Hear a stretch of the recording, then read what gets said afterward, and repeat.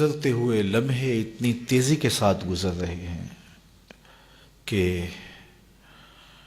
بس کروٹ بدلتے ہی زمانہ کہیں کا کہیں پہنچ چکا ہوتا ہے۔ جن ایام میں ہم نے آنکھ کھولی اور شعور کی منزلوں میں قدم رکھے، پوری دنیا تیزی کے ساتھ کروٹ بدل رہی تھی، بالخصوص پاکستان کے اندر، ہندوستان کے اندر، بر صغیر کے لوگوں کی ایک نئی دنیاوی نشأت تھی۔ پرانی قدروں کی جگہ نئی قدریں متعارف ہو رہی تھیں، خاندانی روایات ٹوٹ رہی تھیں اور دنیا گلوبل ولیج بن رہی تھی۔ وہ کلچر، وہ تہذیب جو مخصوص علاقوں کا حصہ تھا، وہ دیہاتوں میں منتقل ہو رہی تھی۔ تو ہم نے اس مختصر عرصے میں بہت کچھ ٹوٹتے بنتے دیکھا ہے۔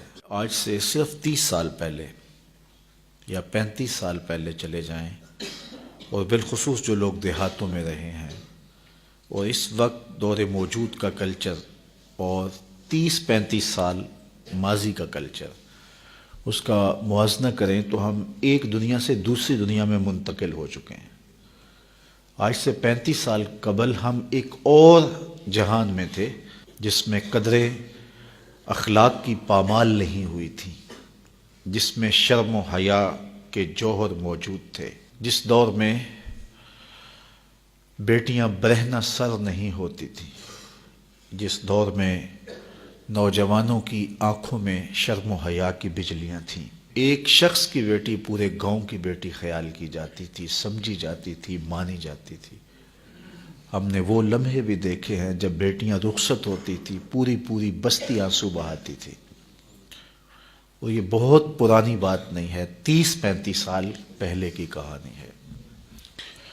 آج نگاہیں آوارہ ہو گئیں، خیالات بے قابو ہو گئے، اور اس امت کا سب سے بڑا فتنہ مال ہے۔ تو مال کی خواہش نے قدریں چھین لی، رشتے چھین لیے، آرزوئیں جو کہ حسن اور جمال کی پیکر تھی، وہ تلخ رنگ میں رنگی گئی، اور ایک عجیب معاشرہ اور معاشرت تشکیل پا گئی۔ آج انسان کا دشمن ہو گیا ہے۔ جو کام سانپ کرتے تھے، آج وہ انسان کر رہے ہیں۔ ایک دوسرے کو ڈسنا، ایک دوسرے کی عزت آبرو اچھالنا، اور ایک دوسرے سے نفرت پالنا اور اس کو پروان چڑھانا اس دور کا مشغلہ بن گیا ہے۔ تو جو ہی موسم بدلتے ہیں، رتیں تبدیل ہوتی ہیں، تو ماضی یاد آتا ہے، تو دل کتنا افسردہ ہو جاتا ہے۔ جنہوں نے وہ زمانہ نہیں دیکھا، ان کے لیے تو حالات اور طرح کے ہوں گے، اور جنہوں نے ماضی کی حسین قدریں دیکھی ہیں، ان کے لیے یقیناً یہ دور اتنا آسان دور نہیں ہے۔ لیکن مایوس نہیں ہونا چاہیے، اپنی زندگی کو اللہ اور اس کے رسول کے راستے پہ لگانے کی کوشش کرنی چاہیے، پاکیزہ ماحول کی تلاش میں نکلنا چاہیے۔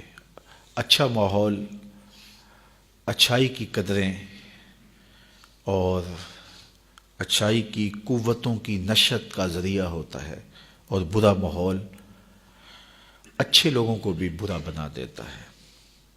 آپ گاجر کاٹ کر کے شکر یا چینی کے محلول میں ڈال دیں، اور اسی گاجر کا دوسرا حصہ نمک کے محلول میں ڈال دیں، اور 8 دن کے بعد دیکھیں، ایک جانب مربع بن چکا ہوگا، دوسری جانب اچار بن چکا ہوگا۔ گاجر ایک ہے، لیکن ماحول کے فرق سے اس کی ہیئت تبدیل ہو گئی۔